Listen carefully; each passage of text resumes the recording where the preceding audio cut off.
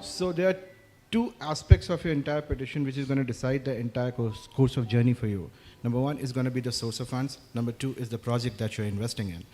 Now, thumb rule of choosing a project is, I'll talk about developers and developer security over here because majority of the projects that you will find in EB5 world are related to real estate.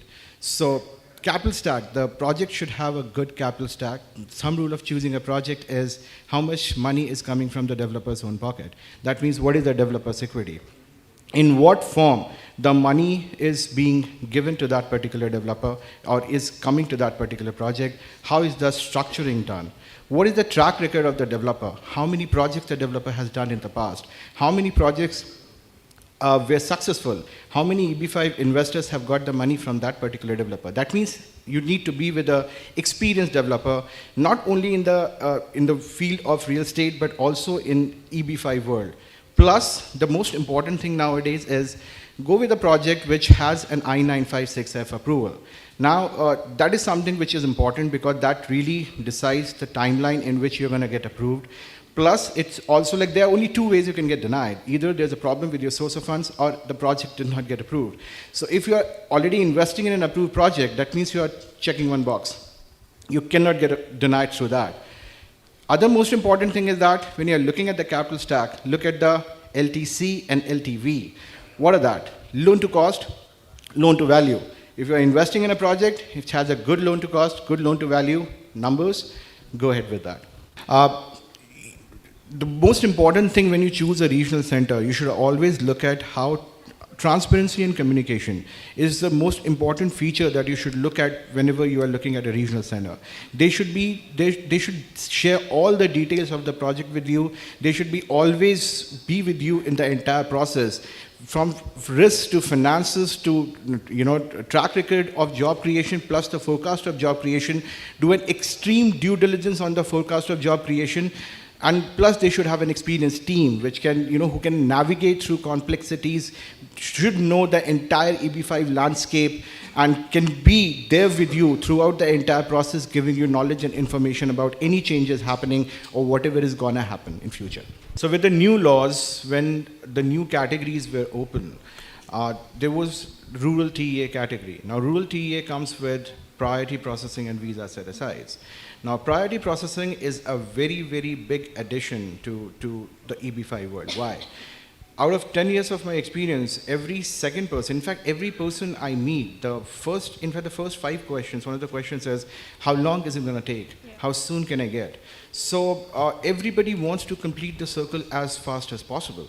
Now, if you will ask me how fast it is, so you asked one more question before that, how soon somebody has got a green card. So with EB5 United, with one of our projects, one person has got a green card in less than 4 months. I'm talking about a green card, adjustment of status with I-526E, after I-526E. So we have seen approvals in less than a month as well. On an average, when Arushi was talking about I-956F approval, pre-I-956F approval, the average was around 11 months. People, after post I-956 approval, the I-526E approval timelines are around 4.7 months. It is a big addition, like people who need it, and they want it quickly. So these are step-by-step process. Like for example, if you get your I-526E approved fast or faster, then your adjustment of status or council processing is triggered. That means it will take less time for you to reach to the state of conditional green card. Once you have your conditional green card, you are enjoying the immigration benefits, right?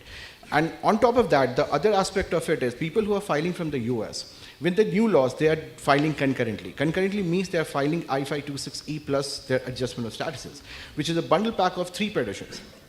Adjustment of status, employment authorization, and advance parole, which is a travel permit. So your EAD and advance parole usually gets approved within 3 to 7 months from the day you file your petition. So what power it gives you? It gives you the power to hop jobs, employment authorization, stay there without working as well. Do whatever you want to do, even if it's not related to your major. Plus, with advance parole, with a travel permit, you can travel in and out of the US without any hassle. So technically, you start enjoying the benefits, major benefits of green card within 3 to 7 months of filing the petition. So time is of essence. Everybody, for many people in this world, time is money. And whenever we are talking about immigration processes, like for example, ask an H-1B who has filed for an EB-2, how many years he has to wait for a green card, and what's the guarantee? And at the same given point of time, ask people who have filed in old laws. I feel bad for them. Many of them are still waiting for that. At the same given point of time, when you have a category wherein you can invest and you can see, like, taste success within months, nothing like it. If green card is of utmost importance for you, EB5, gives you a direct pathway for a green card, unlike any other visas available, which have their own restrictions and complexities.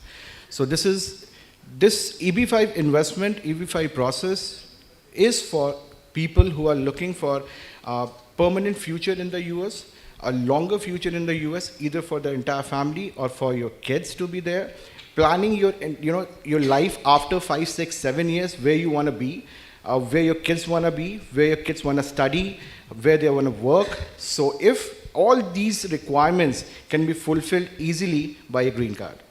I would really like to know the track record of the regional center and the project.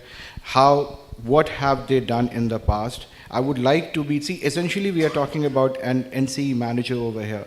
So you should always go ahead with issuers who have history of doing successful projects. What was the history? What was the track record of job creation? How safe were their earlier projects? How many projects have they already repaid?